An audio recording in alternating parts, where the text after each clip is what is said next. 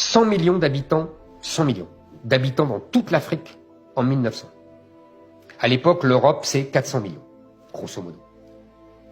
Aujourd'hui, c'est 1,5 milliard. Demain, 2 milliards. En 2050, 2,5 milliards d'Africains. En un siècle et demi. Et nous, on n'a pas bougé. Exactement. Et nous sommes restés à 400 millions. Donc, le rapport de force s'est inversé. Il y avait 4 Européens pour un Africain, il y a désormais 4 Africains pour un Européen.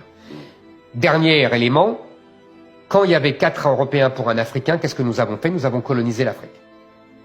Quand il y a désormais 4 Africains pour un Européen, qu'est-ce qui se passe? L'Afrique colonise l'Europe. Et en particulier la France. On nous a tous appris qu'il fallait limiter les naissances. Mais on nous a jamais dit pourquoi il fallait limiter les naissances. Et vous voyez que ce débat revient de plus en plus. Moi, je vous dis, du haut de toutes les grandes études que j'ai faites, et après avoir vécu 22 ans en Europe, en Suisse notamment, que l'Afrique est un continent sous-peuplé. Et je considère que l'Afrique doit continuer à peupler sa terre. Parce que c'est ça qui fera la force de l'Afrique. Quand un soi-disant intellectuel le dit, ça peut paraître suspect.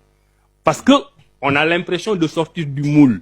Mais justement, on nous a mis dans un moule qui ne convient pas à nos besoins de développement.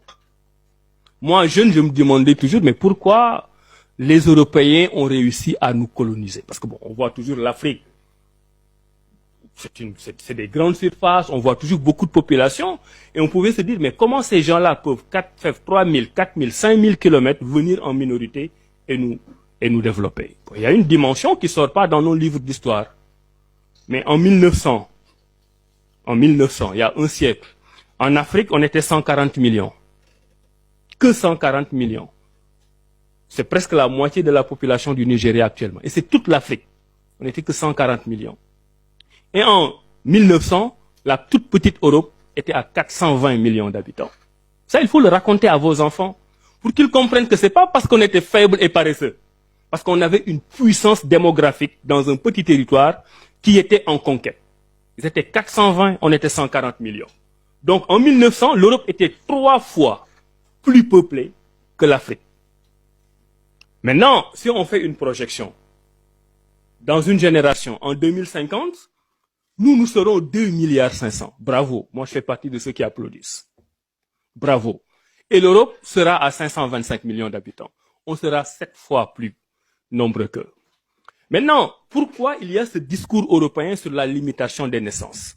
Parce qu'ils ont compris un trait d'histoire particulièrement important, que les grandes puissances peuvent s'appuyer sur énormément d'autres arguments, mais le premier argument de la puissance d'un pays, c'est sa démographie. Il y a une certaine peur, une certaine angoisse des nations qui ont déjà dominé le monde avec cette puissance démographique, de voir que la balle est en train de se retourner et que demain, eux seront la position du plus faible. Donc l'Afrique, si on prend, bon, j'aurais pu prendre le temps de le dire, si on regarde les densités de population en Afrique, nous sommes encore en deçà de la moyenne. Sauf le Nigeria, qui est même dans une moyenne par rapport à certains grands pays comme le Pakistan ou l'Inde ou le Bangladesh. Donc non, l'Afrique n'est pas surpeuplée. Et je terminerai sur cette question en disant quelque chose qui vient de mes observations. On nous fait croire qu'en faisant beaucoup d'enfants, nous aurons des problèmes. Pourquoi? Parce que l'Européen, l'Américain, quand il voit un enfant né qui est en Afrique, il ne voit pas l'enfant. Il voit la bouche de l'enfant. Il voit l'enfant à nourrir. Il voit les charges supplémentaires. Et il ne veut pas avoir de charges supplémentaires. Mais quand le même Européen ou l'Américain voit un enfant américain ou européen naître, il ne voit pas la bouche de l'enfant. Il voit le cerveau de l'enfant capable de créer des richesses pour faire développer son pays.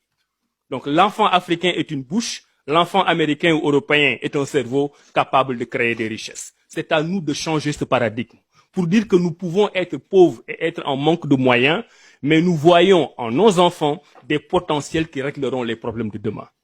Et l'Europe et l'Amérique ont peur de tous ces éléments. Donc c'est à nous de réorganiser le paradigme. Maintenant, la question de faire le nombre d'enfants, c'est une question personnelle, mais dans nos politiques de population, dans nos politiques de développement, nous devons tenir compte du fait que la puissance démographique vous donne une puissance dans le monde d'aujourd'hui.